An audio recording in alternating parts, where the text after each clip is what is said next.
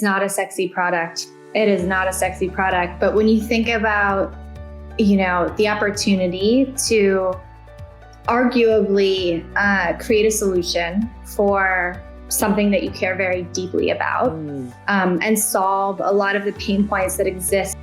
One of my strongest recruiting levers is you get to come and you get to work in a company that's super dog friendly, that's very real, that embraces its kind of like quirks of life and lifestyle and how you interact with your animal and all those little nuances that make that relationship so special. And you get to put something in their bowls that makes them happy and makes you happy. Welcome to the Warriors at Work show. This is Jeannie Coomber, your guide and host. This is a show for men and women in the workplace who want to move from the predictable to the potent. This is your weekly dose of inspiration with an edge. I talk with CEOs and shamans, sports marketing executives and therapists. All of us are like-minded thinkers and doers who tell stories, share wisdom, and challenge each other to have the best life possible inside and outside the office. Welcome to your Warrior Conversation. Hey everybody, it's Jeannie. Thank you so much for joining me here at the Warriors at Work show. Here I am again, bringing to you another fierce female founder. This time it's Terri Rockovich, co-founder of Jinx, another incredible warrior in my community who I've had the absolute pleasure and privilege of coaching while she was an executive in another company. And then again, as they were launching this brand called Jinx. Jinx is a pet wellness brand that creates smarter nutrition solutions made with real ingredients to empower modern doghood. And Jinx is so much more than a dog food. This brand has caught the attention of some heavy hitters in the business community and in Hollywood. Names like Will Smith, Trevor Noah, Odell Beckham, just to name a few. And here is the amazing part of their story. Not only do they have a wildly successful pet nutrition brand, they launched this company just as COVID began. Terri shared the experiences of having two other founders with very different personalities, different work styles, and different geniuses. How they created the organization, leveraged each other's talents, created a culture virtually, and how things like mantras like steady and ready was crucial to their success. This is yet another inspiring story of grit, courage, intelligence, transparency, perseverance, and possibility thinking. You will be taken on a ride from the winding road of what it looked and felt like when they first started to now the rocket ship that is Jinx. Enjoy. Okay, here I am with the one and only Terri Rockovich from Jinx. Thank you so much, Terri, for being in this conversation with me. What an intro. I love the energy. All right, so here's where I want to start. I was thinking about a bunch of different ways where we could start this conversation. And I was like, no, I want to hit you with some headlines. Sure. Having had a front row seat to your evolution, I had to start with this headline. Here it is. Trevor Noah, Chris Evans, Odell Beckham Jr. are among the latest high-profile investors to Jinx, who raised $28 million in funding round. Next quote. Jinx has a particularly heavy-hitting roster of investors. Will Smith, Halsey, Nass, Michael Strahan. All right. What is going through your mind as I'm reading that to you? Like, what are you feeling? I feel so proud, to be honest. I mean, it's been 3 fast but long years that we've been fully focused on this project. 2 of those years being live, 1 of those years going through kind of the formation stages of standing up a business. But when we started the company, I had no idea it was going to be this hard. There's so many facets of entrepreneurship that you don't see on social media or you don't hear people talking about. And I get it. It gets so messy and you don't want to necessarily disclose that mess publicly for fear of optics, or judgment or whatever else, people may assume, but it is tough starting a business. I think that, sitting in a leadership seat versus a founder seat is a very different experience with very different responsibilities. And so, when we launched Jinx into the height of a pandemic with so many things outside of our control, people were terrified and I was terrified. And, I think that every decision felt critical. And so we got stuck so many times, in terms of like how we pivot and kind of accommodate these circumstances and kind of like the unprecedented circumstances. And we learned very early on that every decision costs money and every indecision costs more money. And so we got comfortable making faster decisions, more imperfect decisions. And then once we started picking up momentum, we began to, feel some tailwinds. And after collecting some data points around product perception and customer sentiment, we really were in a position to go out and fundraise. And, with that data and with the opportunity, to really kind of create a challenger brand in an industry that was very deserving of a modern take on dog nutrition, we went and fundraised, and the experience was consuming and incredible, and heartbreaking at times, and surely the toughest thing I've ever had to do. But we landed with, the most positive outcome I could have ever anticipated. And we raised one of the largest financing rounds for our Series A, not just specific to our industry, but really kind of industry agnostic. And we had so many amazing investors participating, including some of those high profiles that you mentioned. Yeah, and I want to talk a little bit about, because I think it's really, really important for, for anybody watching, listening, that's considering doing something like this. I want to unpack some of the dynamics that you're hitting on, because, when I think of a fast growing startup that's going to attract Hollywood heavy hitters, like I've just said, my brain does not go to premium dog food. And I'm sure you've heard that before. Yeah. But Jinx has made dog nutrition interesting and relevant. And the quality of the product is also extraordinary. But I would love for you to share with us that moment when you, Mike, and Samir, which we're going to talk about in a second, you realize, wait a second, we have something here that's really unique and we can do something extraordinary with it. Yeah, listen, it's not a sexy product. It is not a sexy product. But when you think about, the opportunity to arguably create a solution for something that you care very deeply about, and solve a lot of the pain points that exist currently with the research experience, with the selection experience, with the buying experience, with the feeding experience, and with the outcome experience, it really is this huge opportunity to alleviate one of those things that becomes so critical to your dog's health, which is nutrition, arguably the most important aspect of their wellness. And we all know when you invest in your own personal wellness, it helps to avoid some of the health complications that kind of come up down the line. And so, it's tough because there's a ton of conflicting information on the internet. And, you talk to a vet and you talk to a pet nutritionist and you get two totally different perspectives. But, one of my strongest recruiting levers is you get to come and you get to work in a company that's super dog friendly, that's very real, that embraces its kind of like quirks of life and lifestyle and how you interact with your animal and all those little nuances that make that relationship so special.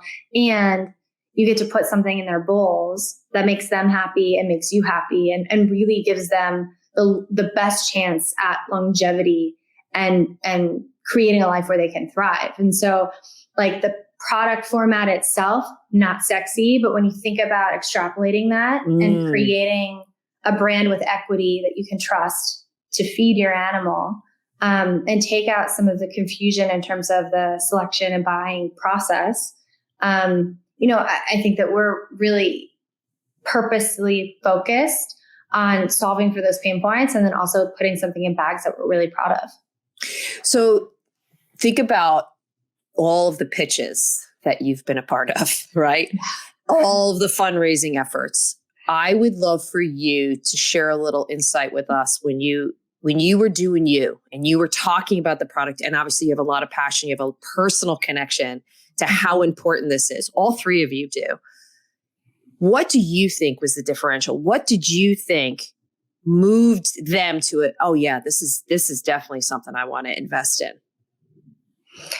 So if I may walk you through kind of like my logic as the target consumer, a millennial in the highest spending segment of kind of the pet products and services category, I think for me specifically, my frustrations lived within walking down an aisle, seeing an abundance of options, picking some bags up, turning them over, having to Google the majority of ingredients that were on the panel, having no idea what a guaranteed analysis meant and what was appropriate for my dog given his activity level and some of his health issues and complications. I was really like, why does everyone, market and position their brands as being appropriate for this kind of ancestral version of dogs, which we equate to a wolf? Because my dogs are not wolves, and they don't hunt all day. They don't, defend their pack. I would say that they more so sleep 50% of the day. The most hunting they're doing is maybe barking at a squirrel or catching a fly in the kitchen. And looking for their toys. And looking for their toys. Yeah. And so, when we thought about creating a brand that resonated much better with a modern dog parent, we also thought it from a formulation perspective, what does that mean? Because our dogs are not wolf-like, from the physiologics through the lifestyle, from the structure of their jaws and the posture of their teeth through how they digest and process through how they expend energy. And so it was reimagining the approach to nutrition and formulation and what should be included and what's appropriate, proportionally appropriate for a modern dog versus the way that we used to think of pets. And then also kind of wrapping it in something that felt a little bit more relevant to the modern lifestyles that we're living. And I would say extracting those very real, tangible, relatable points of frustration that we have as real dog parents was very much so how we thought about crafting a pitch. And I would say, it differed based on who was in the room, because if you're talking to someone who's never had a pet or doesn't own a dog, you kind of have to provide that context and over explain a little bit. But if you're talking to someone who has a dog, who treats them like a part of their family, spend the first 5 minutes sharing photos on your phone of these ridiculous relationships we have with our dogs and why we care so much and why they're arguably so much better than humans. And then you kind of break the ice, and then you start to talk about the marketplace opportunity and then where, those optimization opportunities live within the current food buying experience. And that's really how we crafted our pitches. And I would say it really resonates when you break it down and create a narrative or a storyline that's super relatable. I think you can be the smartest cookie in the room and have your pitch down and your data processed and ingested and articulated. And if you can't find that kind of connection point and that hook, then, it can fall kind of flat, or you end up talking 95% of the time with very little interactivity. And so our pitches were very much so crafted in, are you dog parents? Do you share these same frustrations? Have you ever turned a bag of dog food over and looked at that back panel? And once you kind of start to put some of those data points into that conversation, you see people stand up a little straighter and you see them pay a little bit more attention and put down their phones. And I think that's what allowed us or enabled us to raise capital and finance our business and create something which I certainly think the industry is really ready for. I love that you said dog parents. I think that's really, really important. Never thought of myself as one. I spend more time with my dog than I do with my family, I'll be honest. All right. So let's talk about the co-founder relationship. So you met Samir and Mike at Casper. You decided, the three of you, to come together, create a business model. Tell us how you made this arrangement work. What were some of like those early decisions, those early moves? Because obviously you have very different styles, both from a business perspective and personality wise. Mm-hmm. You see the world very different. You also have different functional expertise. How did you make this arrangement work? Yeah. So to provide a little more context, so myself and my co-founders were former coworkers at Casper, the bed in a box company. And we were on different teams in different, areas and organizations in the company. And we interacted with each other, which is why we ultimately became friends and now business partners. But I think we kept coming back to this kind of same shared frustration, which was just, we're dog parents. When we live these busy lifestyles, what is a convenient and friendly format to feed our dogs before we leave for work and when we come home? When we travel, what do we do? Whether the dog is coming with us or staying with a sitter or a friend or a family member. And why do, you have this category that's full of abundance and options, but nothing seems to really suit your animal.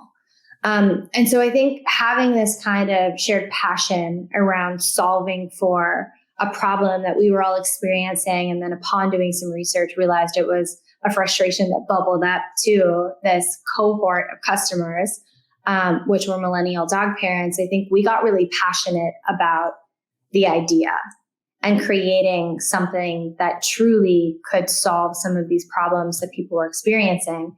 And then as we started to kind of kick off the fundraise and go through the formation aspects of standing up a formally incorporated business, I think that's probably where we identified that we think about things very differently. And so I have two co-founders. They're both men. Michael is your typical like finance and logistics guy, where he sits on the far right in terms of being so fiscally responsible about every decision and so rooted in data and analytics to inform kind of the way he thinks and the decisions that he makes. And then you've got Samir, who is on the opposite end of the spectrum, who is like the ideas guy, who like couldn't, respect a budget to save his life, but has so much brilliance in the way that he thinks about things and bringing them to life.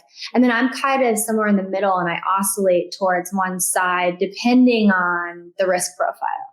And so it was kind of cool, actually. Like there, don't get me wrong, there were like friction points, and we had to figure out how to get in a room and respectfully debate with one another, coming from a place of being friends and being able to kind of like take off, that hat or like unbutton that collared shirt and say like, I'm going to swear, I'm going to represent my thoughts as they stand. I'm not going to try to be political about this, because we all know each other. And we can all influence each other really positively if like we have that baseline of strong communication and respect.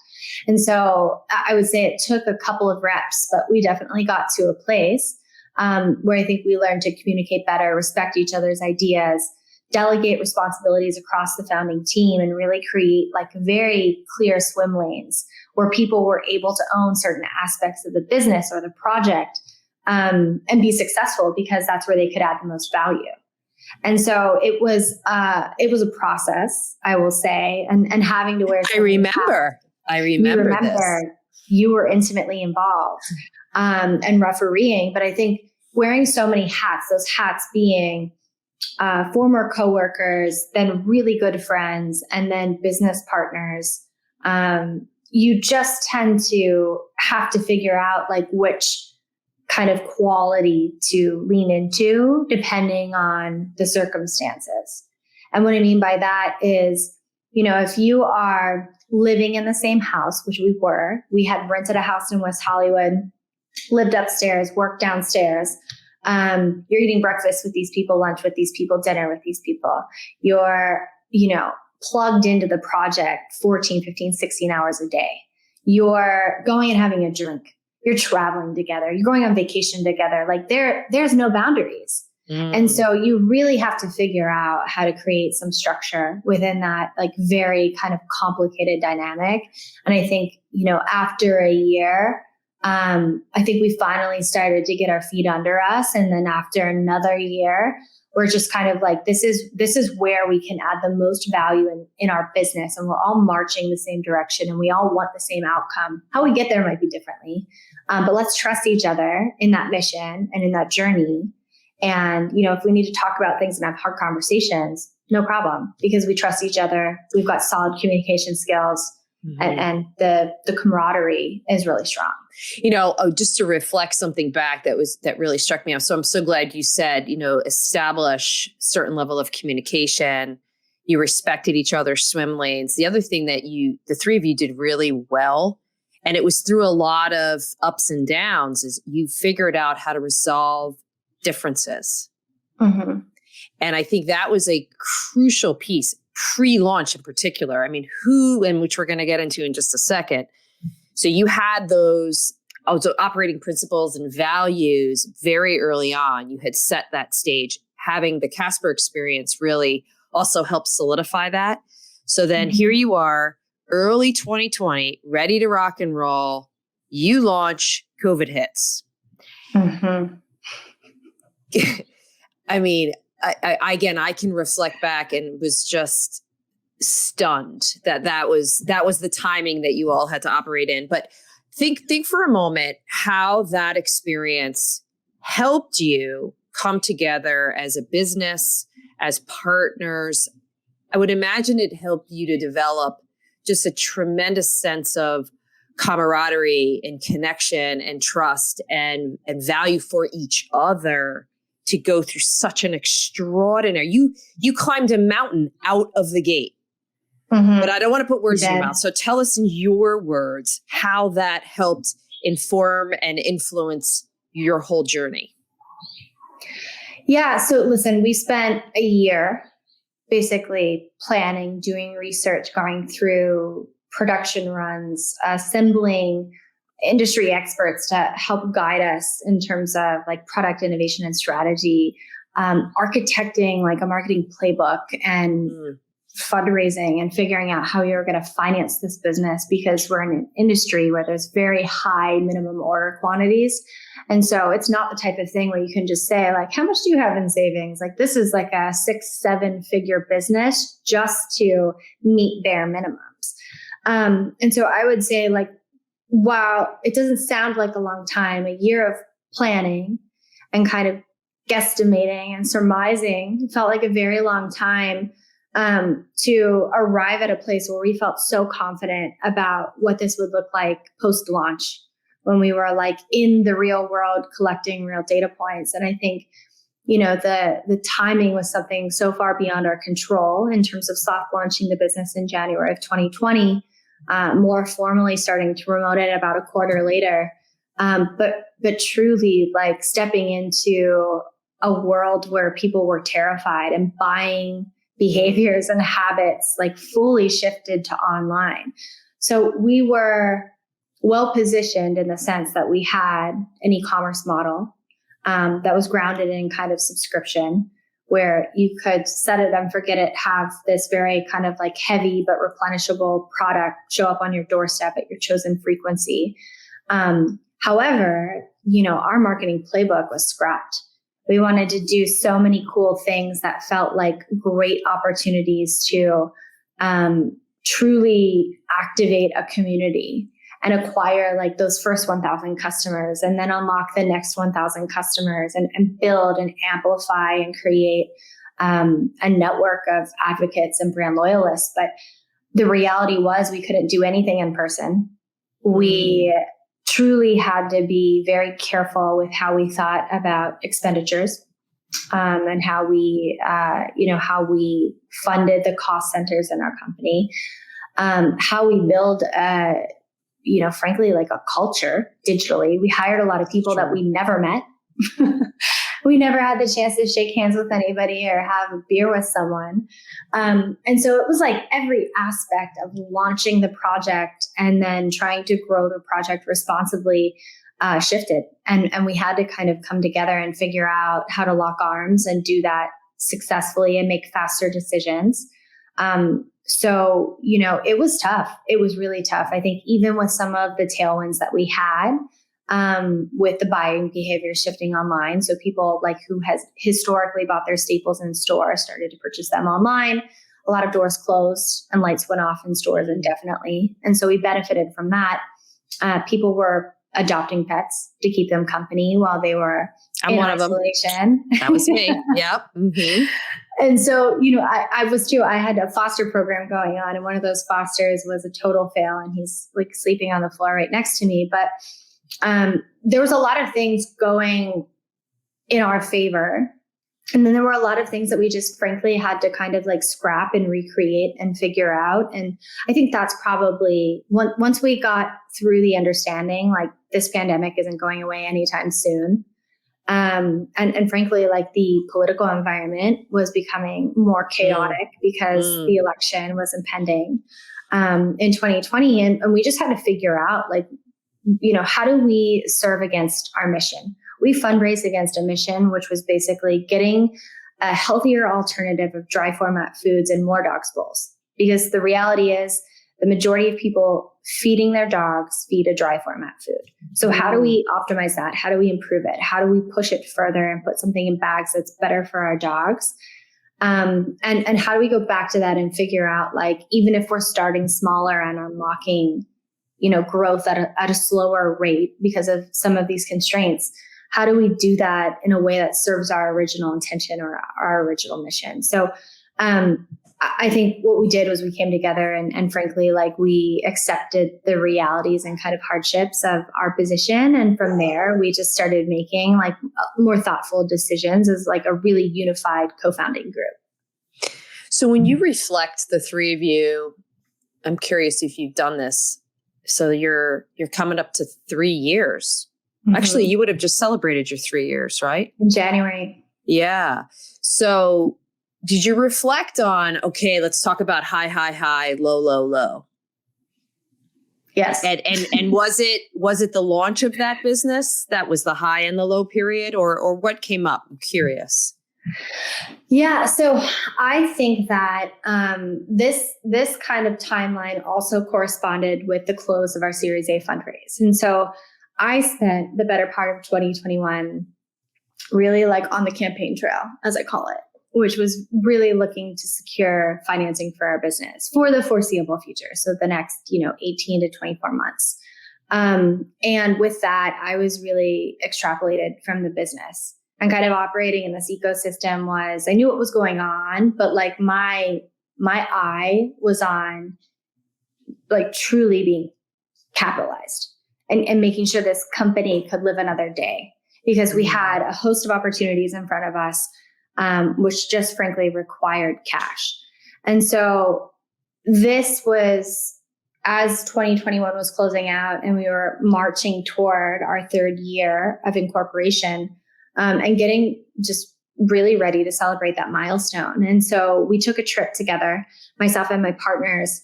And I think it was during that trip that, we can't agree to not talk about work because we're like living and eating and breathing the project, right? But we actually spent some time to just get together and enjoy each other's company and appreciate each other and kind of get back to our roots in terms of like why we're here and why we're doing what we're doing.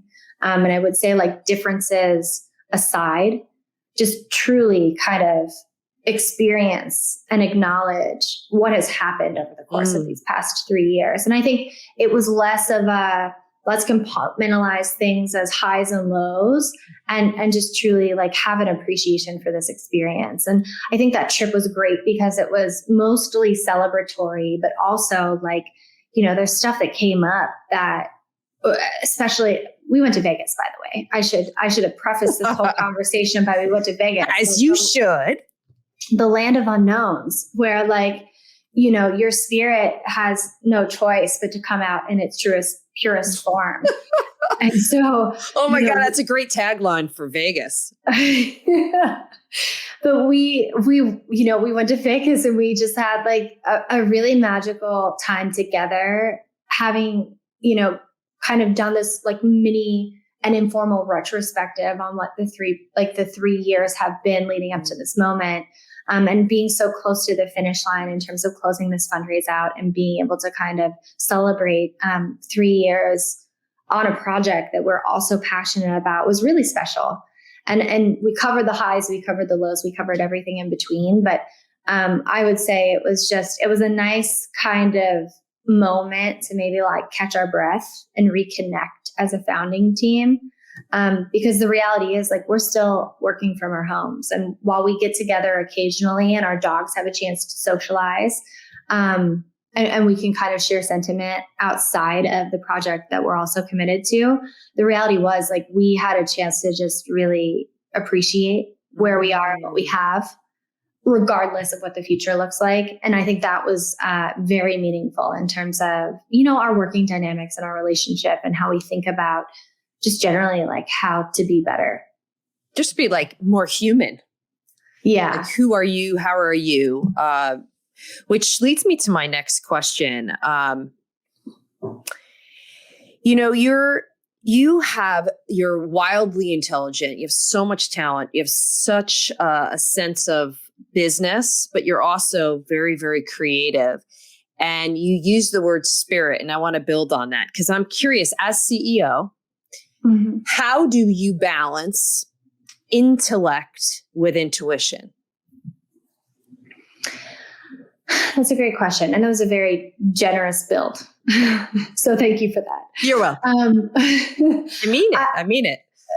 I will say this. So I know that, we had kind of started, before we started recording, we were kind of talking about like influences and role models and all of that stuff. I have a mother and father that like couldn't be more different. And I think I've got like really great qualities from both of them. More so like my character qualities from my mom and my work ethic qualities from my father. But you've got someone who is like Italian and loud and passionate. And then someone who is like Polish and hardworking and pragmatic. And like they couldn't be more different people. So I've somehow become this byproduct of all of these at times kind of like competing qualities. And so I would say my split between relying on like my gut versus my brain is pretty even. I think I'd like to think that I have, as a woman, I have just like a strong intuition. Like I can walk into a room and smell kind of like when things aren't right or when the energy is off. And then instead of, evading conflict, like really trying to approach it and embrace it and talk through it instead of like pushing it aside, or frankly, like, on the other side of that, being like really combative, and argumentative in terms of like trying to solve a problem that is very obvious. And so I personally try to achieve that balance through collecting data, processing that data, and like actual data points that are completely objective in nature, and then figuring out like how that connects to some of the like qualitative qualities as it relates to the problem I'm trying to solve or the decision I'm trying to make. And so it's equal parts for me. I think, I have business partners, I have friends, I have family, I have coworkers who index, deeply in one direction. But I would say that like my balance is pretty even in that aspect. And then if I had to choose one over the other, I would always go with my gut. I would always go with my intuition, because I think when you know yourself and you can kind of have the awareness of where your strengths and your weaknesses are, and you have good intentions, I think that the majority of the time something either feels right or it doesn't feel so right. And that's a feeling. That's not, that's not something you can read. That's not data you can process or mine through. How do you teach that? How do you teach that balance of intellect and intuition? You're growing an organization, you're scaling like mad, you're hiring people. How do you teach it? I don't know if you can teach it as much as you can experience it. I think my journey has very much so been one of having exposure to many things, failing a lot and learning a lot, and then really kind of like internalizing and reflecting on those moments, the wins, the losses, the stuff that kind of ends up somewhere in between, the great jobs, the not so great jobs, the fantastic managers, the not so fantastic managers. And through that experience, really appreciating it first and foremost, but then also gleaning the learning from that experience. And then you start to just kind of oversimplify to a certain degree where you learn what works and you learn what doesn't work. You learn how to walk into a room and host a productive conversation and influence decisions, and not do that by way of fear tactics or power dynamics. And so for me, it was learned through experiences, direct real world experiences, and through kind of like acquiring and working through some of those experiences, I was just, able to then be intuitive about how to handle certain situations or how to read a room or where to, step up and be a little bit more hard pressed versus relax and let someone else talk and hear their perspective and their frustrations, and then try to figure out how to like come back to it, not have a solution in that moment, but come back to it after having some time to be thoughtful and process on it and solve. So my acquisition of some of that like intuition quality is definitely through experience. Yeah. I always like to think of it through the lens of when you're steady and you're ready. That's when you've got a balance of both your intellect and your intuition. But it's usually like an anchoring feeling sensation. I'm rooted, I'm grounded in something that makes sense. And then your thinking mind will substantiate whatever that steadiness is. It's what I always like to think of. I see an anchor when I'm imagining myself like being very intuitive and assessing a situation. And that's kind of what you were talking about is, that language and how you were framing it would be interesting to share that with all of your teammates. Like what is their steadiness when they're balanced and they're at their best and they're driving, but they're also sensing. I think it's like a beautiful combination. And I love the fact that you made mention of your parents and how they're influencing you, because that is my next question. Who are those people that are keeping it real for you? You live a big life. You're leading an organization that is just poised for extraordinary growth. Who are those people for you that just keep it real, Terri? Yeah. So, I mean, my mom and I are best friends, and I call her or I talk to her every single day. And so I would say like, there's no one on this planet that knows me better than my mother. But my mother and my father have been such strong influences in terms of how I've kind of arrived at the value system that I have. And frankly, again, like when you are faced with a decision and the right business approach, which doesn't always resonate with the right emotional approach, kind of comes back to like, what is my moral compass? And how do I rely on that to maybe add a different layer of texture to this decision, which sometimes like solves itself. And so, my parents have given me so many tools in terms of just being able to have appreciation for the experiences I'm going through, treat everybody like they're important. I think I heard this quote very early in life, and it was most applicable to me as I was an athlete, a student athlete, and kind of, trying to stay on the field, play on the field, be influential with my team. And then as I graduated, like really think of it as an application into the professional workplace. But character is defined by what you do when no one is looking. And I think both of my parents embody that. Both of my parents enforced that mentality into me. And I think it's so relevant. Can you say it again? Character is defined by what you do when nobody is looking. No one is looking. And I think that our relationships with our animals are truly so special because they're intimate, right? It's like your animals see you sick or hungover or sad or happy or in the morning or at night. And they have this access to you that not a lot of other people have. And so it's like, what is their version of your character?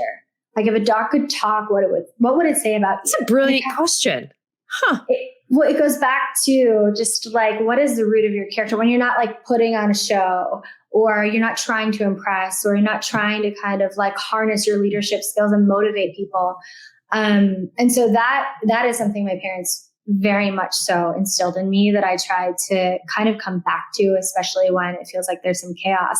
And then I would also say I have an incredible partner. He's also an entrepreneur, and he's had a ton of failures and successful ventures. And he is a much more grounded and pragmatic thinker than I am by way of behavior.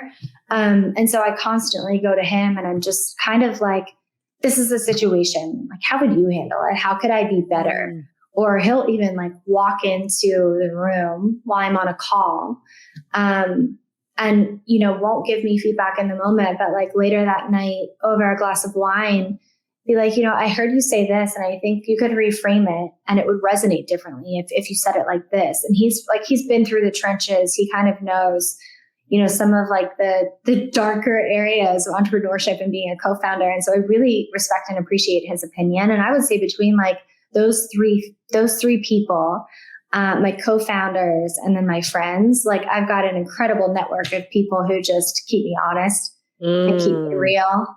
And one more example is like when I was consumed with fundraising in 2021, I had a friend reach out and she was like, "You're being a shitty friend. I haven't heard from you. You don't respond to my texts. Like, are you okay? What's going on?" And I was just like, "Yeah, I am probably being a shitty friend. I'm probably being a shitty daughter. I'm probably being a shitty sister. I'm probably being a shitty partner, but I'm consumed by something. And this is my number one priority. And so, if I don't respond or if, I'm not as engaged, that's where it's coming from." And so providing that context and explaining myself, I think helped to resolve that specifically. But I think, people who care about you are always the ones encouraging you. They're more so just kind of keeping you honest. Yeah. And that was said to you in such love. Such love and such a reflection back to say, hey, is this how you're showing up? Just so you know, I miss you. I want you. And I love your attention. And I love that you didn't make her wrong for doing that. And that you're like, yep, got it. Here's what's going on. I mean, that's the son of like such a beautiful champion. Totally. And honestly, like one of my biggest pet peeves is being surrounded by like, yes, people. Mm-hmm. Like people who don't challenge you, people who are like, yep, that's right.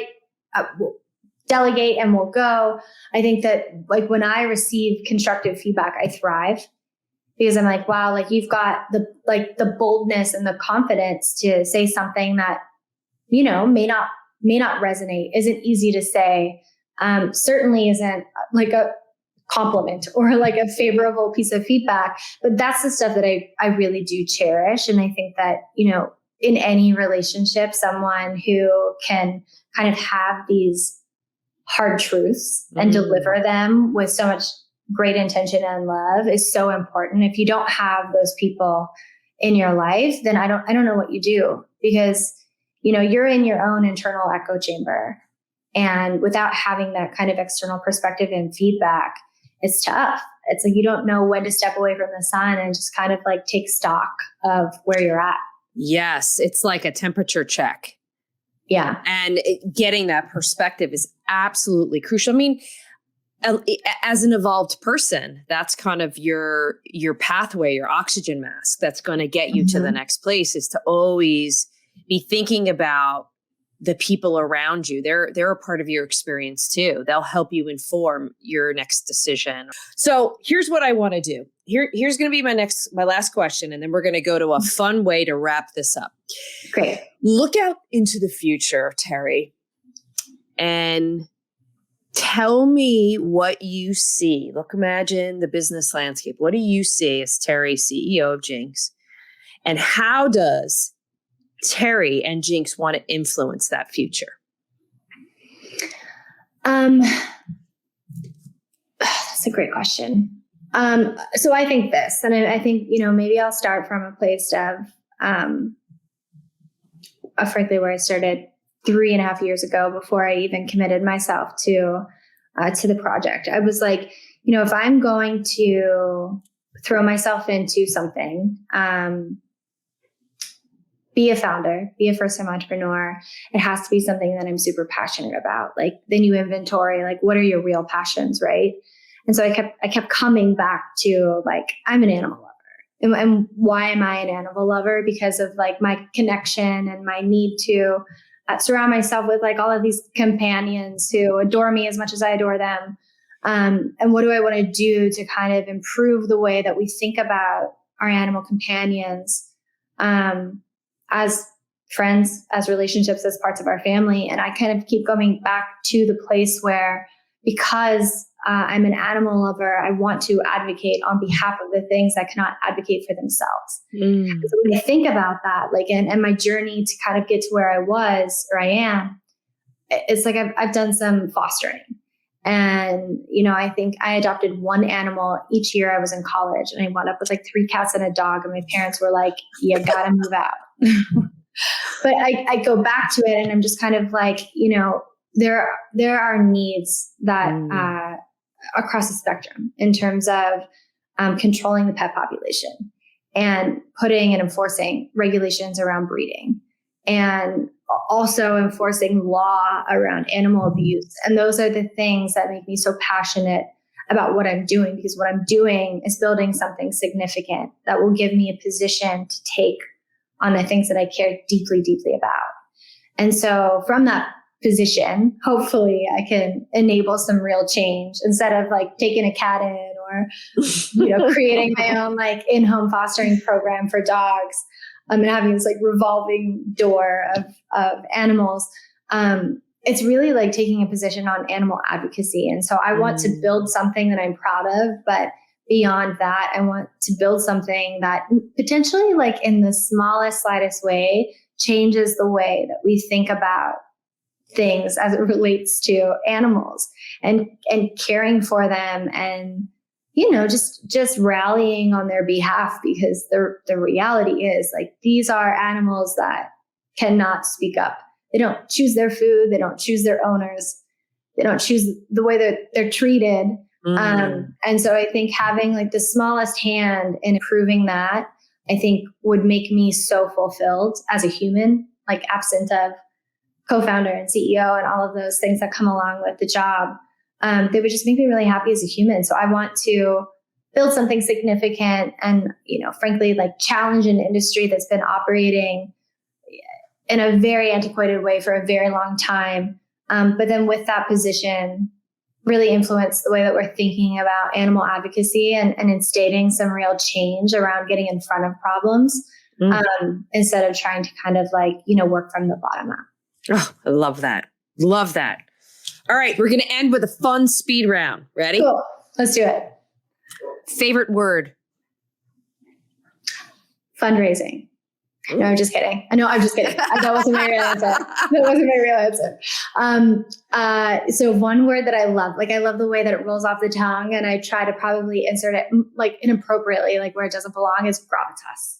Gravitas. Favorite quote or expression? Well, I had mentioned earlier. You did. You said one character. already. Yeah, character is defined by what you do when no one is looking. But I love and frankly approach the majority of decisions that are in front of me by choosing courage over comfort. I love that.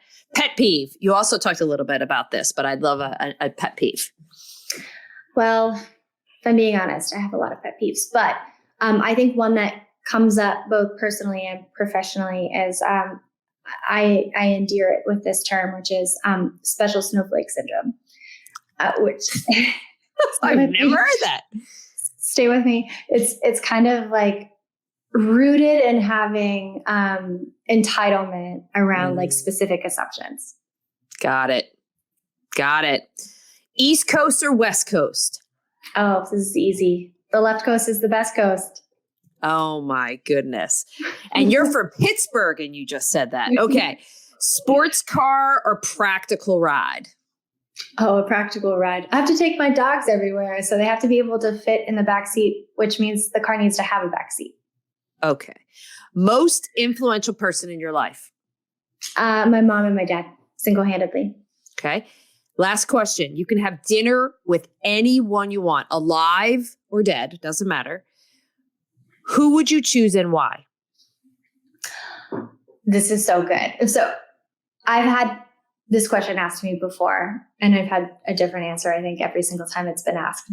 And I tend to over-engineer it, quite honestly, because I want this dinner or this opportunity to be something I can enjoy, like not something I'm going to be so intimidated by where I'm not comfortable and I can't enjoy like the fabulous dinner with great company. I think someone who, especially with the announcement of her pregnancy, like just continues to fascinate me, is Rihanna.